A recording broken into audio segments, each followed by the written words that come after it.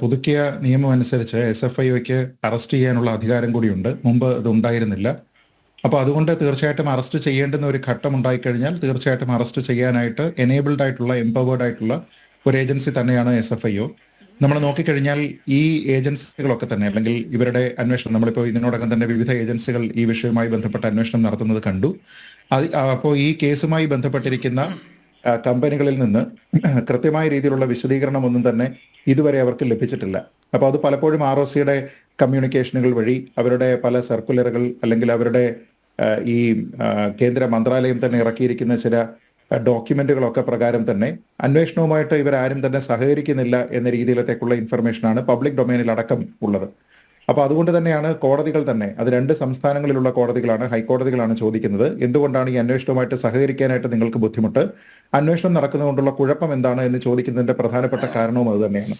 നമ്മളൊന്ന് ആലോചിച്ച് നോക്കിക്കഴിഞ്ഞാൽ ROC ബാംഗ്ലൂർ ഈ വിഷയവുമായി ബന്ധപ്പെട്ട് അന്വേഷിച്ച് CMRLന്റെ ഭാഗത്ത് നിന്ന് കേരളത്തിൽ അന്വേഷണം നടക്കുമ്പോൾ, KSADCയുമായി ബന്ധപ്പെട്ട് കേരളത്തിൽ അന്വേഷണം നടക്കുമ്പോൾ, എക്സാലോജിക്കുമായി ബന്ധപ്പെട്ട അന്വേഷണം നടക്കുന്നത് ബാംഗ്ലൂരിലാണ്. അപ്പോൾ ബാംഗ്ലൂരിൽ ROC അന്വേഷിക്കുന്ന സമയത്ത് അവർക്ക് കിട്ടിയിരുന്ന മറുപടികളൊക്കെ തന്നെ വേഗ് അല്ലെങ്കിൽ ഇവേസീവ് എന്ന രീതിയിലാണ് അവർ കണ്ടിരുന്നത് തന്നെ. കൃത്യമായ രീതിയിലുള്ള മറുപടികളൊന്നും തന്നെ അവർക്ക് കൊടുക്കുന്നില്ല, പല കാര്യങ്ങൾക്കും വേണ്ടുന്ന രേഖകളൊന്നും തന്നെ സമർപ്പിക്കുന്നില്ല എന്നുള്ളതായിരുന്നു അവരുടെ പ്രധാനപ്പെട്ട കണ്ടെത്തൽ. അപ്പോൾ വളരെ എംപവേർഡ് ആയിട്ടുള്ള ROC പോലെയുള്ള ഒരു ഏജൻസിക്ക്, കമ്പനീസ് ആക്ട് വഴി പ്രവർത്തിക്കുന്ന ഒരു ഏജൻസിക്ക് അവരാവശ്യപ്പെടുന്ന സമയത്തും വേണ്ട രേഖകൾ സബ്മിറ്റ് ചെയ്യാനായിട്ട് എക്സാലോജിക് എന്ന കമ്പനി തയ്യാറായിട്ടില്ല എങ്കിൽ അതിനർത്ഥം അന്വേഷണവുമായിട്ട് അവർ പൂർണ്ണമായി സഹകരിക്കുന്നില്ല എന്ന് തന്നെയാണ്.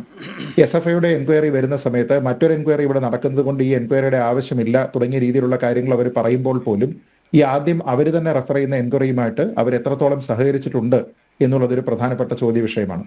അപ്പോൾ അതുകൊണ്ട് തന്നെയാണ് ഇത് അന്വേഷണം ഒരു അറസ്റ്റിലേക്ക് കടക്കുന്ന സാഹചര്യമുണ്ടോ, അറസ്റ്റ് പോലുള്ള നടപടികളിലേക്ക് കടക്കുകയാണ് എങ്കിൽ ഈ വിഷയവുമായി ബന്ധപ്പെട്ട കോടതിയുടെ നടപടി വേണം എന്ന് പറയുമ്പോൾ പോലും ഈ 2 സംസ്ഥാനങ്ങളിൽ നിന്നും KSADC കൊടുത്തിരിക്കുന്ന പരാതിക്കാണെങ്കിലും എക്സാലോജിക്ക് കൊടുത്തിരിക്കുന്ന പരാതിക്കാണെങ്കിലും അനുകൂലമായിട്ടുള്ള ഒരു നിലപാട് 2 സംസ്ഥാനങ്ങളിലെ ഹൈക്കോടതിയുടെ ഭാഗത്തു നിന്നും ഉണ്ടായിട്ടില്ല എന്നുള്ളത് ശ്രദ്ധേയമാണ്.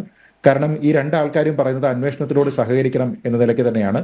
അത് തന്നെയുമല്ല, എനിക്ക് തോന്നുന്നത് കൂടുതൽ ഗുരുതരമായിട്ടുള്ള ഇൻവോൾവ്മെന്റ് എന്ന് പറയുന്നത് KSADCയുടേതാണ്. കാരണം വീണ വിജയന്റേത് ഒരു സ്വകാര്യ സ്ഥാപനമാണ് എങ്കിൽ KSADC എന്ന് പറയുന്നത് പല സ്ഥലത്ത് ഇൻവെസ്റ്റ്മെന്റ് ഉള്ള കേരള സർക്കാരിന്റെ കൂടി ചുമതലയുള്ള ഒരു പൊതുമേഖലാ സ്ഥാപനമാണ്. അവരെ സംബന്ധിച്ചിടത്തോളം 13.4% സ്റ്റേക്ക് CMRL ഉണ്ടായിരിക്കുകയും അവരുടെ തന്നെ ഒരു നോമിനേറ്റഡ് ആയിട്ടുള്ള ഡയറക്ടർ അവിടെ ഉണ്ടായിരിക്കുകയും ചെയ്തിട്ടും കൃത്യമായ രീതിയിലുള്ള ഇടപെടലുകളൊന്നും തന്നെ അവർ നടത്തിയതായിട്ട് അവർ പറയുന്നില്ല. ഇപ്പോൾ ഒരു ഉദാഹരണത്തിന് നമ്മൾ നോക്കിക്കഴിഞ്ഞാൽ കോടതിയിൽ ഇവർ സബ്മിറ്റ് ചെയ്തിരിക്കുന്ന കാര്യങ്ങൾ എന്തൊക്കെയാണ് എന്നതുമായി ബന്ധപ്പെട്ട് 2 കൂട്ടരും ഇതുവരെ ലഭ്യമായിട്ടുള്ള ഇൻഫർമേഷൻ എല്ലാം കൊടുത്തിരുന്നു. ആ സമയത്തൊക്കെ തന്നെ KSADC ഇവിടെ ഫയൽ ചെയ്തിരിക്കുമ്പോൾ അവർ പറയുന്നത് തന്നെ ഇതുമായി ബന്ധപ്പെട്ട് ഞങ്ങൾക്ക് യാതൊരു വിധത്തിലുള്ള കാര്യവും പറയാനില്ല, കാരണം ഇത് ഞങ്ങളുടെ പർവ്യൂലുള്ള കാര്യമല്ല. ഈ CMRL എന്ന് പറയുന്ന കമ്പനിയുടെ ദൈനംദിന പ്രവർത്തനങ്ങളിലാണെങ്കിലും അവരുടെ മാനേജ്മെന്റിലാണെങ്കിലും അവരുടെ കൺട്രോൾ, അവരുടെ നിയന്ത്രണം തുടങ്ങിയ കാര്യങ്ങളിലൊന്നും തന്നെ ഞങ്ങൾക്ക് യാതൊരു വിധത്തിലുള്ള പങ്കുമില്ല. ഒരു ഇഷ്യൂവർ കമ്പനി എന്ന നിലയ്ക്കും ഒരു സ്റ്റേക്ക് ഹോൾഡർ എന്ന നിലയ്ക്കുമുള്ള ലിമിറ്റഡ് ആയിട്ടുള്ള റൈറ്റ്സ് മാത്രമാണ്. അതുകൊണ്ട് തന്നെ ഒരു ലിമിറ്റഡ് എൻഗേജ്മെന്റ് ആണിത്. ഞങ്ങൾക്ക് ഈ കാര്യങ്ങളിൽ ഒന്നും പറയാനില്ല എന്നാണ് പോയിന്റ് ബൈ പോയിന്റ് ആയിട്ടുള്ള വിശദീകരണം ഷോൺ ജോർജിന്റെ പരാതിയിൽ വേണം എന്ന് പറഞ്ഞപ്പോൾ KSADC ഇവിടെ കൊടുത്തു. അത് ഡിഫെൻഡ് ചെയ്യുന്ന പല ഇടത് വക്താക്കളെ, ഇടതുപക്ഷത്തോട് സഹകരിച്ച് നടക്കുന്ന ആൾക്കാരെ ഒക്കെ തന്നെ നമ്മൾ കണ്ടതാണ്. പക്ഷേ ഈ വാദങ്ങളൊന്നും തന്നെ കോടതിയിൽ വിലപ്പോയില്ല. കാരണം കോടതി തന്നെ വളരെ കൃത്യമായിട്ട് അവരോട് ചോദിക്കുന്നത് എന്തുകൊണ്ടാണ് ഈ ഇൻഫർമേഷൻ നിങ്ങൾക്ക് കൊടുത്താൽ, ഈ അന്വേഷണവുമായി സഹകരിച്ചാൽ നിങ്ങൾക്ക് എന്താണ് ബുദ്ധിമുട്ട് എന്നാണ് പറയുന്നത്.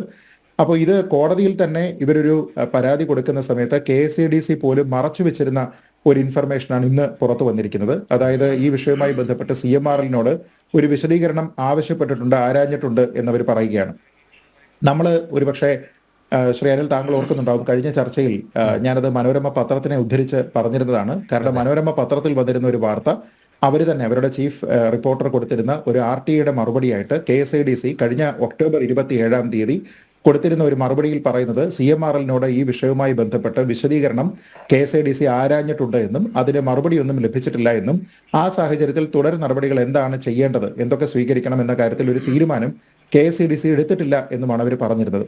അപ്പോൾ അത് കഴിഞ്ഞതിന് ശേഷം ഏതാണ്ട് 3.5-4 മാസത്തോളം ആയിട്ടുണ്ട്. ഈ സമയത്തും അവർ യാതൊരു വിധത്തിലുള്ള നടപടിയും എടുത്തിട്ടില്ല എന്നാണ് നമ്മൾ മനസ്സിലാക്കുന്നത്. അതിനോടൊപ്പം തന്നെ ഇതിനിടയ്ക്ക് ഈ ജനുവരി മാസത്തിൽ ROCക്ക് നൽകിയിരിക്കുന്ന മറുപടിയിൽ ഈ ഒരു വിഷയത്തിനെ പറ്റി KSEDC മിണ്ടിയിട്ട് പോലുമില്ല. അതായത് കഴിഞ്ഞ ഒക്ടോബറിലെങ്കിലും അവരെ CMRLനോട് വിശദീകരണം ചോദിച്ചിട്ടുണ്ട് എന്ന ഭാഗത്തിനെ പറ്റി പൂർണ്ണമായും അവരവിടെ മൗനം പാലിക്കുകയാണ്. അതിനെക്കുറിച്ച് അവർ പറയുന്നില്ല. പകരം അവർ പറഞ്ഞിരുന്നത് ഞങ്ങൾക്ക് ലിമിറ്റഡ് ആയിട്ടുള്ള റൈറ്റ്സ് മാത്രമേ ഉള്ളൂ, അവരുടെ പ്രവർത്തനങ്ങളിൽ ഒന്നും തന്നെ ഞങ്ങൾക്ക് ഇടപെടാനുള്ള സാഹചര്യമില്ല, അതുകൊണ്ട് ഞങ്ങൾക്കൊന്നും അറിയില്ല എന്നാണ് അവർ പറഞ്ഞത്. പക്ഷേ ഇടപെടാനുള്ള സ്വാതന്ത്ര്യം പൂർണ്ണമായിട്ടുമുണ്ട് എന്നതിനെപ്പറ്റി കൃത്യമായ ബോധ്യമുള്ളത് കൊണ്ടാവുമല്ലോ അവർ CMRLനോട് നേരത്തെ തന്നെ വിശദീകരണം ചോദിച്ചത്. അപ്പോൾ കൃത്യമായിട്ടുള്ള വിവരങ്ങൾ നമ്മുടെ ഒരു സംസ്ഥാന സർക്കാരിന്റെ നിയന്ത്രണത്തിലുള്ള ഒരു പൊതുമേഖലാ സ്ഥാപനത്തിൽ നിന്ന് ഈ വിഷയത്തിൽ കോടതിയെ ധരിപ്പിക്കുന്നതിൽ പോലുമില്ല. അവിടെയും കുറെ കാര്യങ്ങളൊക്കെ തന്നെ മറച്ചു വെക്കുകയാണ് എന്നുള്ളത് നമ്മൾ അന്ന് തന്നെ പറഞ്ഞിരുന്നതാണ്. ഇന്ന് KSEDC അത് അംഗീകരിക്കുന്ന രീതിയിലേക്കുള്ള നടപടിയാണ് അവിടെ ഉണ്ടാകുന്നത്. കാരണം ഞങ്ങൾ വിശദീകരണം ചോദിച്ചിട്ടുണ്ട് എന്ന് പറയുമ്പോൾ കോടതി തന്നെ ഇവരോട് ആവശ്യപ്പെടുകയാണ്, ശരി വിശദീകരണം ചോദിച്ചിട്ടുണ്ടെങ്കിൽ അത് ചോദിച്ചതുമായി ബന്ധപ്പെട്ട രേഖകൾ എന്തൊക്കെയാണെന്ന് വെച്ച് കഴിഞ്ഞാൽ അത് ഇവിടെ ഹാജരാക്കുക എന്ന്. അപ്പൊ ഇത് ഹാജരാക്കുന്നതോടുകൂടി KSIDCയുടെ കോടതിയിൽ നേരത്തെ കൊടുത്തിരുന്ന ഏറ്റവും പ്രധാനപ്പെട്ട ഡിഫൻസ് അവിടെ തകർന്നു വീഴുകയാണ്.